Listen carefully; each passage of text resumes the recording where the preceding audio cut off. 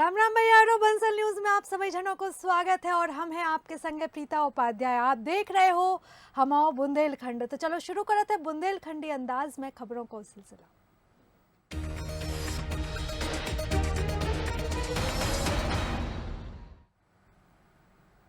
जब पहली खबर हम आपको बता रहे हैं जब किसानों से जुड़ी है।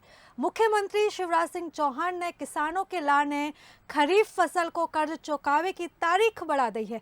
31 मार्च से बढ़ा के अब तारीख 15 अप्रैल तक कर दी गई है। सीएम ने कही कि फैसला से किसानों को ऋण चुकावे में सहूलियत हुई है और वे डिफॉल्टर न हुई हैं। आपको बता दें कि मंत्रिपरिषद की बैठक भई हती। इस बैठक के बाद तारीख बढ़ावे को फैसला करेगा। सीएम ने खुद जब बात की जानकारी दी। चुकाने की अवधि आज 31 मार्च को समाप्त हो रही है और कई किसान भाई बहन अब इस पैसे को भर नहीं पाए। अवधि समाप्त होने के बाद वो डिफॉल्टर हो जाएंगे और डिफॉल्टर होने के बाद फिर उनको ज्यादा ब्याज देना पड़ेगा और इसलिए आज प्रारंभ में ही हम ये फैसला कर रहे हैं कि खरीफ के फसल के लिए ऋण चुकाने की अंतिम तिथि बढ़ा के हम आज 15 अप्रैल कहते हैं ताकि सुविधा से किसान अपना लोन चुका सकें और वो डिफॉल्टर ना हो। लेकिन इस अवधि का लोन का जो ब्याज है वो सरकार को भरवाना पड़ेगा और अभी मैंने पता किया कि अगर हम 15 दिन का भरते हैं 15 अप्रैल तक का तो शायद वो 60 करोड़ के आसपास वो राशि आएगी।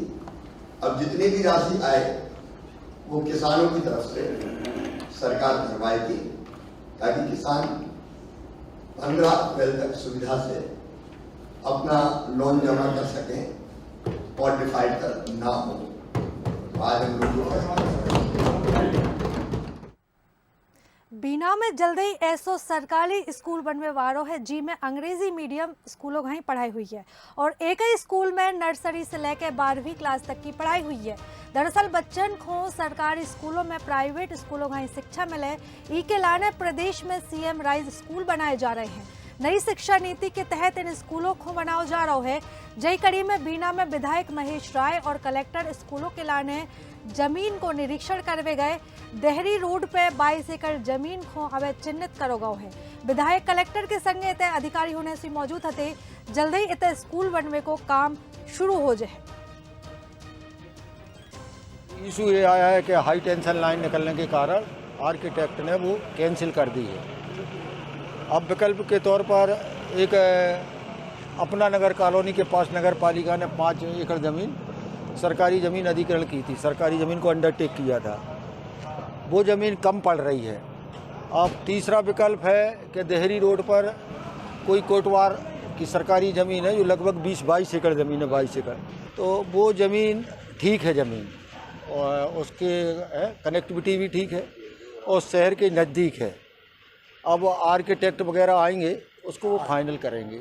कृषि उपज मंडी का प्रस्ताव प्राप्त हुआ है, उसमें अभी मैं उसको अध्ययन कर रहा हूँ और उसके उपरांत यदि आवश्यकता उसमें प्रतीत हो रही है तो कंपलसरी लैंड एक्विजिशन जो भूमि अधिग्रहण किया जाता है उसी कार्रवाई उस केस में की जाएगी जिससे किसानों को सुविधा दी जा सके। आंगनबाड़ी कार्यकर्ताओं को प्रदर्शन रोकने के लाने दमोह में टैंकर से कार्यकर्ताओं के ऊपर पानी की से बौछार करी गई।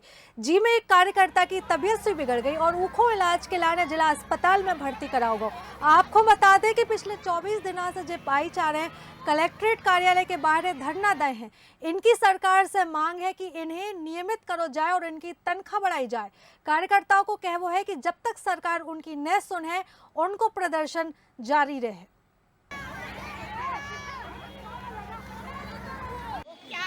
पुलिस इसका नहीं आ जाती है कि हम लोग जैसे शासन का उल्लंघन कर रहे हो उसके लिए पानी डलवा देते।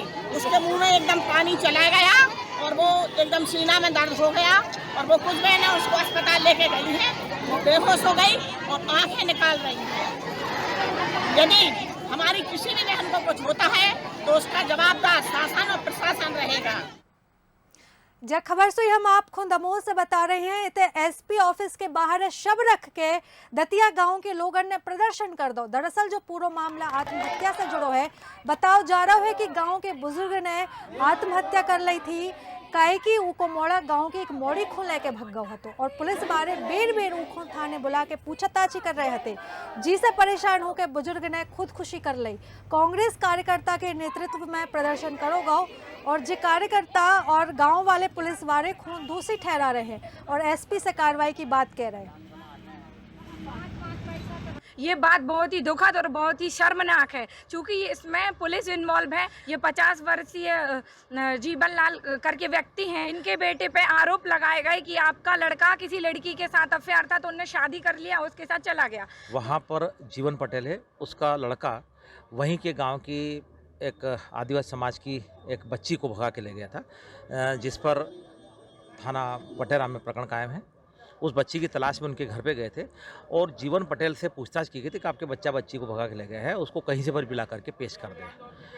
इससे दुखी होकर के जीवन पटेल ने विगत दिन जो है फांसी लगाकर जीवन लीला समाप्त कर दी।